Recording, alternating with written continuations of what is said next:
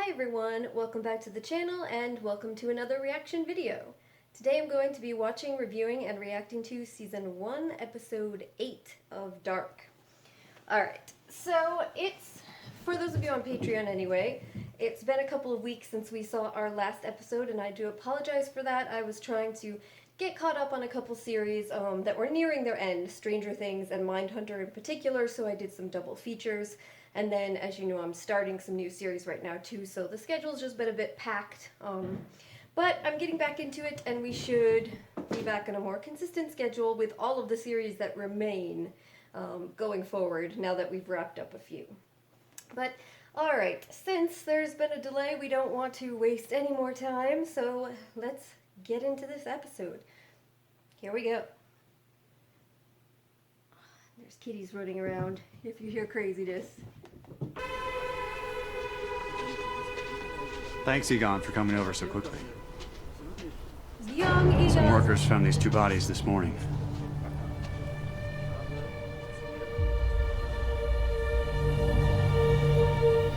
They're just children. They look strange, as if someone dressed them in costumes. God.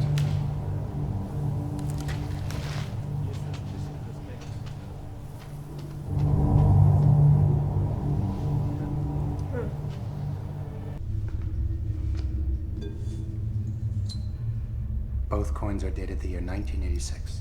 So are these supposed to be a joke? There's something even stranger. Take a look. The tag that's on his collar.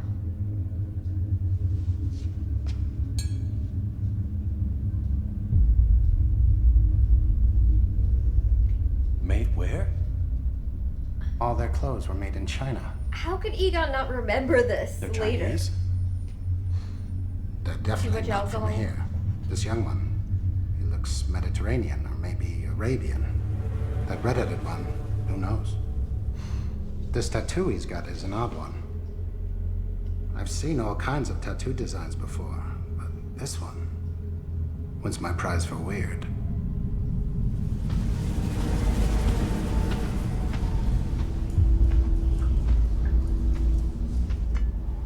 I just feel like it's a small enough town, right? So, dead bodies of kids that I'm sure they never solved happens back then. And then in the 80s, kid disappears. I don't know. I mean, I guess they're many years apart. It just seems like it's a really small town, and like when Mikkel disappeared, people started making somewhat a connection or asking if there was a connection with what happened to Mads years ago. 1, 2, So wouldn't 3, maybe he got is just not a good cop, though. That's what Ulrich thought.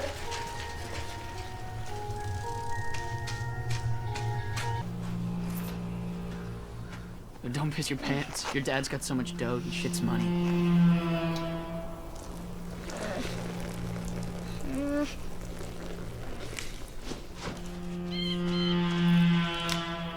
How pathetic There's a guy. Come on, let's go. do you have to be? Oh.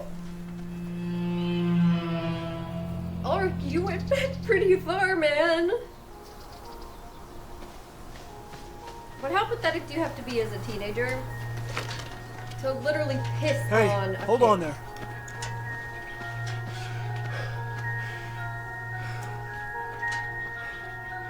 You see someone come by here? An old man in pajamas? I am that You okay? man. You have to fight back, or they'll never stop. but they're stronger than me. So next time you bite them really hard. Imagine. Are you H.G. Tannhaus? Uh-huh. This H.G. Tannhaus?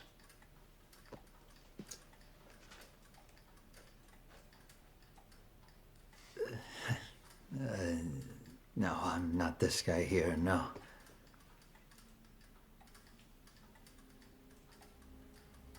What year are we in? Tell me what year. It's 1953. It's 1953.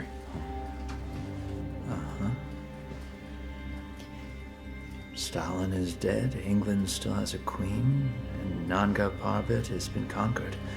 It's 1953 as it lives and breathes, yes. It's not possible. It can't be. That number, 33. In your book, you write that it could be the time difference between the planes of a three-dimensional wormhole. That's just a theory of mine.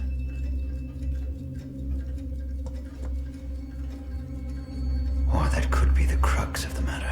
So, is the suggestion then that he got into this in the first place because Ulrich showed up there?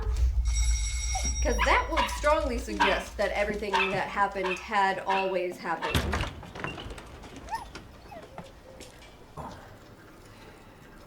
Why is it time has you so fascinated? I want to understand if I can change it. If everything truly has a purpose, if that's the case, who is it that decides this purpose? Coincidence? God? Or is it us? Are we actually free in our actions? Or is it all created anew, in a forever recurring cycle? And we, slaves to the laws of nature, are nothing but victims of time and space. Did you find that man you're looking for? Yeah.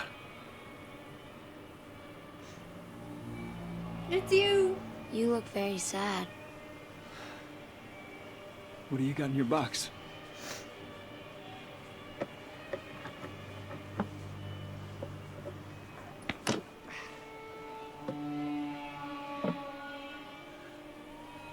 Did you kill those birds? Hey, I asked you if you killed them. They fell down dead from the sky. They just plopped down. I just collect them. They're beautiful when they're dead.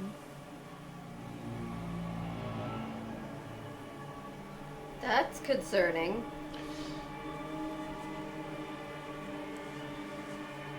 But eventually you will kill something. Dude, no. You know those two boys they found dead? Dude. He My thinks brother. he thinks Helga is the killer. And he's gonna try to kill him as a kid? And my son. Not now, but in the future you'll play a part. Don't. But I can change that. No, you see, can't. I can change the past. And what's to come? Let me go! If you don't exist, then none of this will happen. No!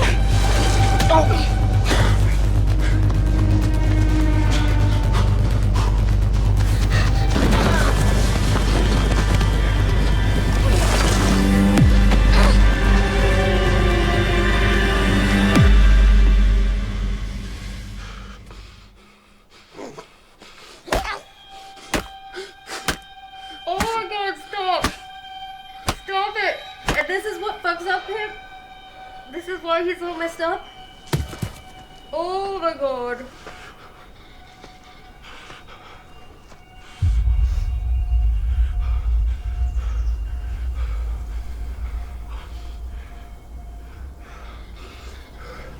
Holy shit.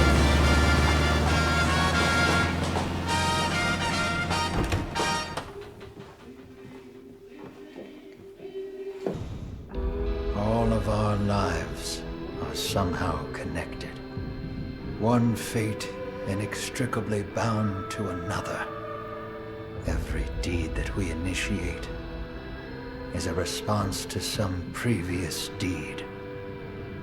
Cause and effect. Nothing but an endless dance.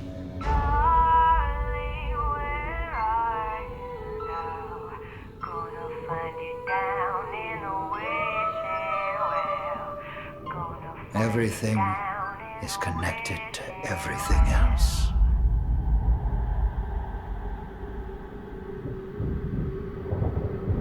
That No, I must destroy the existing one. I want you to leave here now. This city's a festering wound. And we're all a part of it, but I can change that. Your machine can change that. Leave here. Leave here. Now.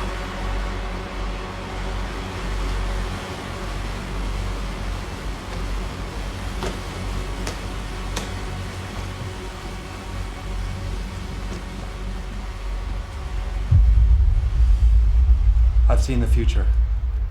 I know what will happen. Things have to be set right, and you have to help me.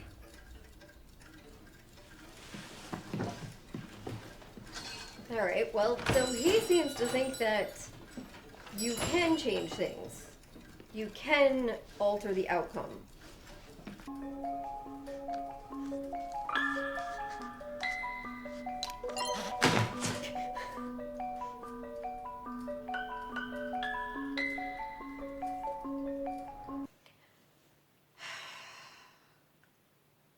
Well, that was episode 8, and it was another crazy episode, and I think a extremely disturbing episode. Probably the most, no, not probably, I feel like it is definitely the most disturbing episode so far for me to watch. So, to start out with, before I get into the disturbing stuff, so I think that this episode really is challenging us to try and think about the concept of time travel as it's presented through here. And, you know, they discussed the idea of eternal recurrence and whether everything that happened always was meant to happen, always did happen, whether the past is not just influencing the future, but the future, the past, and whether they're actually kind of existing simultaneously. And that's clearly the way it's presented here, is that this is a debate and something that people are saying they don't really know or understand.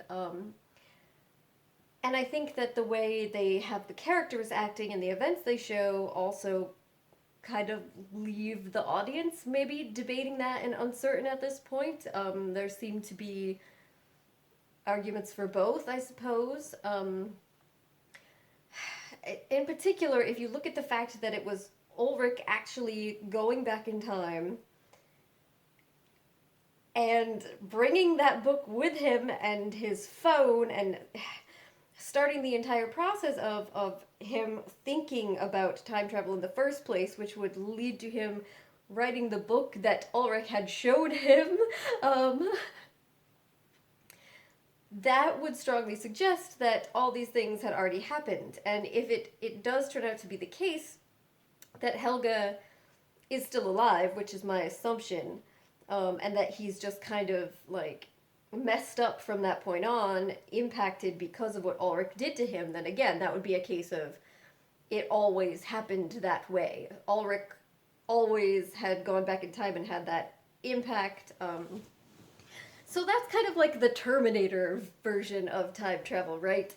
In the sense that, you know, in Terminator world, Kyle Reese always went back in time and impregnated Sarah Connor with John Connor. Like, that always happened. So that's that kind of story. But then you have the hooded guy, who we see here having more conversations than we're used to seeing him actually have. You know, for the most part, he's been this kind of ominous figure that's involved with all of this, just occasionally popping up to kind of push Jonas in a particular direction. But here we see him having these really in-depth conversations, and it seems that his specific goal is to change the past. He wants to change something that's happened in the past so he can change what happens in the future, because he says that horrific things happen in the future that have to be stopped. So he's coming at this from the perspective that things can definitely be changed, that he's seen one possible future, and he can make sure, like, if he does something, he can make sure that that isn't the case. And that seems to be the perspective that he had also in the previous episode when he was talking to Jonas, and he said, you know, you can't bring Mikkel back here because then you'll never exist. You know, he won't become your father, he won't marry your mother, you won't be born. So again, that would seem to suggest that he believes that events could be changed. So that leads me kind of questioning, you know, maybe that's not something that happened to Helge in the past, and maybe he is dead. But that would completely throw everything into disarray because then what's her name? Franziska would not come to exist, right? Because her father wouldn't exist, and Charlotte wouldn't be married to him. A lot of things would be vastly different. So unless we're gonna see, like, move back into the present tense in the next episode and some of these people just vanish into thin air, I don't think that's what's gonna happen. I think it's gonna turn out to be the case that the suggestion is that Ulrich always went back there and did that to Helge. And, I mean, they had made reference in previous episodes to something terrible happening to Helge out there at the cabin. So that could certainly be it, or what they're talking about in those references. So I think it seems likely to turn out to be the case that these things always did happen, or that's what we're supposed to believe. But that nonetheless, that maybe there's a possibility that they can be changed, maybe, so that it is maybe the case that these things always did happen, but maybe they didn't always have to happen. I don't know. Either that or this other guy is just kind of deluded because he wants things to change so badly. But then, of course, the other thing to consider is that, you know, they're talking about,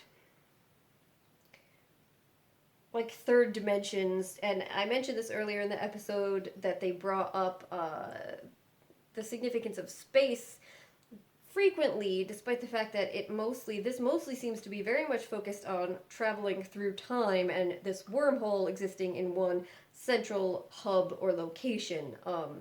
So the concept of space seemingly being less significant, but I wonder if there's a possibility that they're tying this into the idea of, like, multiple timelines being linked to multiple dimensions in some sort of way, and that could be one avenue that maybe they could explore that would allow for the possibility of actually changing events while also having the idea of past and future simultaneously impacting each other also be feasible in some way in this storyline. I don't know.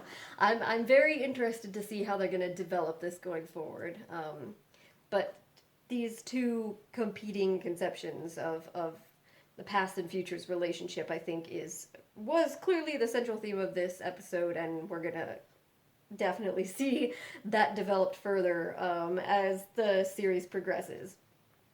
So then for me, the other really big thing this episode, because it was entertaining as it always is, getting to see some of the characters as they're younger and see their experiences and what's influenced the older versions we know. But for me, obviously, the big and really disturbing thing in this episode revolves around Ulrich making the decision that he's just going to murder a child because he's come to the conclusion that, oh, well, if I kill Helge, then nothing will ever happen to my brother or my son. Which, of course, comes from a fundamental misunderstanding on his part about exactly what happened, and he's just making a huge assumption that Helge either killed them or that he collects them. And to be fair, he did say a super creepy statement about things being beautiful when they're dead, and collecting those birds, but I don't know. It's hard for me to feel much sympathy for Ulrich, even though, yes, he's been certainly traumatized and very obviously confused by what he's experiencing now. And you can just imagine that you suddenly find out that you traveled through time, you're chasing an old man version of Helge, and suddenly there's a little boy one. But seems like that was a pretty drastic step that he went to, and that was a really hard scene to watch. So I'm very uncertain where he goes from here. Like, on the one hand, you want to say that you can have sympathy and understand the concept of a person being willing to do anything to protect their child or even their sibling when their sibling was a kid from something horrific happening to them. But then the idea being, can I bludgeon a child to death in order to not even definitely do that, but only possibly do that because he isn't certain that that is actually going to do anything, that Helge is actually guilty.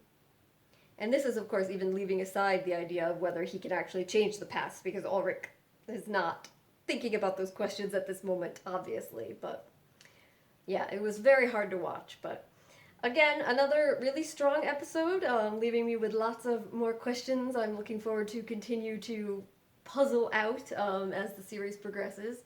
So I think I'm going to wrap this video up here. If you have any questions or comments, feel free to leave them down below. Otherwise, I'll just say thank you very much for joining me once again, and hopefully I will see you next time. Bye!